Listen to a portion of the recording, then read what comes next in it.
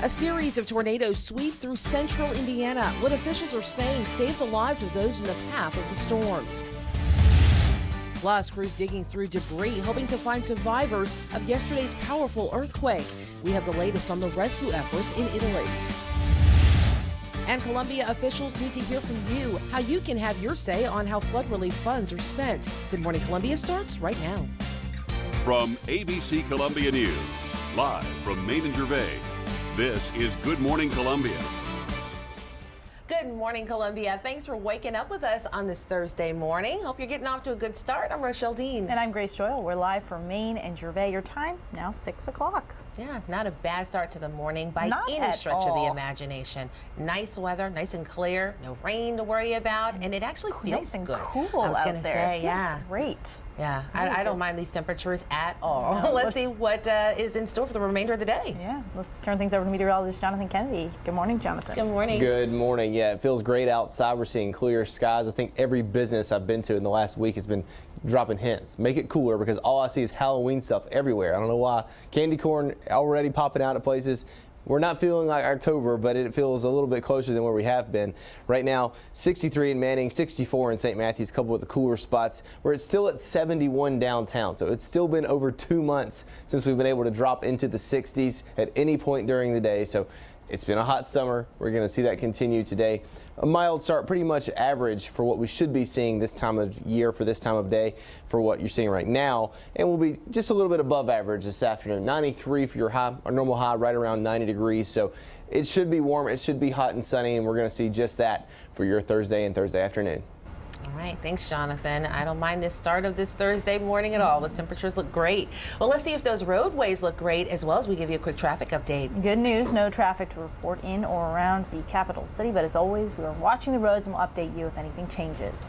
ABC Columbia News wants to help you jumpstart your Thursday. That's right. We have a quick rundown of your top Thursday morning headlines, so let's get started. Residents in Indiana working to pick up the pieces after at least 8 tornadoes swept through the state. Significant damage was left behind in central Indiana, flattening buildings and uprooting trees. Indiana Governor and Vice Presidential nominee Mike Pence is taking a break from the campaign trail to survey the damage. It is truly remarkable that there are such a few number of injuries or worse in the wake of this storm, given the fact that it literally struck Howard County virtually at shift change in the afternoon in a great manufacturing town and about the time kids were getting out of school. Just about the worst possible time. Well, about a dozen people did suffer minor injuries. Officials are attributing the small number of injuries to residents who actually took that storm seriously.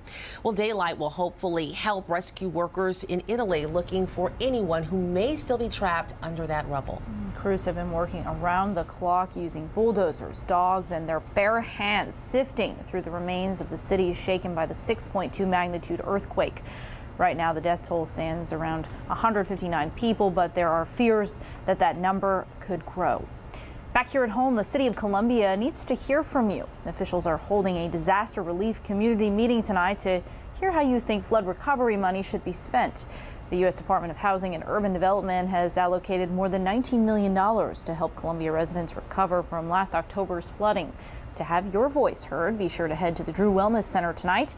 The meeting starts at 6 o'clock and will run until 8 o'clock. South Carolina, no stranger to natural disasters. As the one-year anniversary of historic flooding approaches, the Red Cross wants to make sure you're prepared should another disaster strike. They're holding a disaster responder boot camp. The Red Cross is looking to train volunteers to help the community in the aftermath of a flood, tornado, or hurricane. The boot camp is taking place next Wednesday right here in Columbia. We'll have more information on how you can register on our website at abccolumbia.com. The Richland County Recreation Commission has voted to continue cooperating with officials and law enforcement as they investigate claims of fraud, nepotism, and sexual harassment on the board. That's right, and at the center of that investigation is Executive Director James Brown, who has been on paid leave now since July 1st. Brown is also facing multiple civil lawsuits alleging sexual harassment. 2 weeks ago, members of the Richland County delegation sent a Freedom of Information request to the commission for a closer look at how the budget and finances are being handled. Senator Joe Laurie says they also want to see the report from an internal investigation conducted on the sexual harassment charges against the executive director. 2 people looked at that report and felt like they didn't want to vote to support the director. 5 people voted the other way.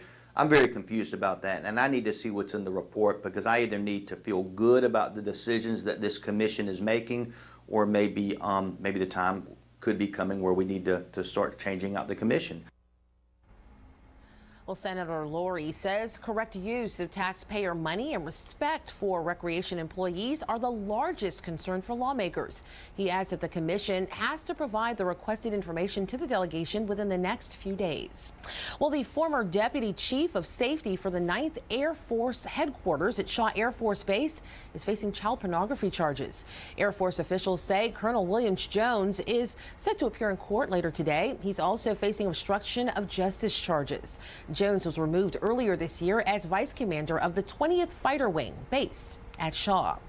And for the 3rd time in 3 days, we have a drive-by shooting to report. This time, investigators with the Richland County Sheriff's Department say around 2 yesterday morning, someone fired shots at a home on Quaker Street, not far from Alpine Road. No one was injured in the shooting. However, if you have any information that can help with this incident, police are urging you to call Crime Stoppers at 1-888-CRIME-SC. Richland County Sheriff's deputies are searching for a suspect wanted for breaking into cars. The suspects were captured on these surveillance images. Officials say the pair broke into a car in the parking lot of Best Deal Pawn Shop, stealing the victim's backpack. If you have any information on this case, call Crime Stoppers. Car thefts, nothing new here in Richland County. Officials say since the start of the year, more than 1,200 cars have been targeted. Richland County deputies have a simple reminder to keep your things safe. Keep it safe, keep it hidden, and keep it locked.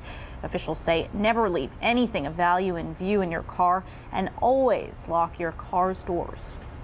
Columbia police have made 2 arrests in an ongoing drug investigation. Police say they found 10 pounds of marijuana at a home on Willow Tree Drive Tuesday morning. Jamie Rush faces possession of ecstasy and marijuana charges. Krista Corneliuson is charged with trafficking marijuana and possession of MDMA. South Carolina is making it easier for concealed weapon holders in Georgia to move freely between the states. That's right. In North Augusta, just yesterday, Governor Nikki Haley held a ceremonial signing of a concealed weapons reciprocity bill. The measure allows law enforcement in South Carolina to recognize Georgia's gun licensing laws. That means a weapons permit in Georgia is good here in South Carolina. We have a lot of our South Carolinians that work in Georgia. We have a lot of Georgians that work in South Carolina, and they should never worry about whether they're in violation of the law. Critics of the bill, though, say the regulations to obtain a concealed weapons permit are much less restrictive in Georgia. Story we're continuing to follow. Still to come, the presidential hopefuls are throwing around the B word. We're talking bigots.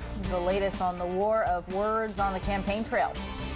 And we have officially dropped into the 60s downtown. 68 degrees right now as you're waking up and heading out. Lots of clear skies this morning. We'll see lots of sunshine for the rest of the day. I'll have the full details of the forecast next. Stay with us. We're live from Manning and Gervais.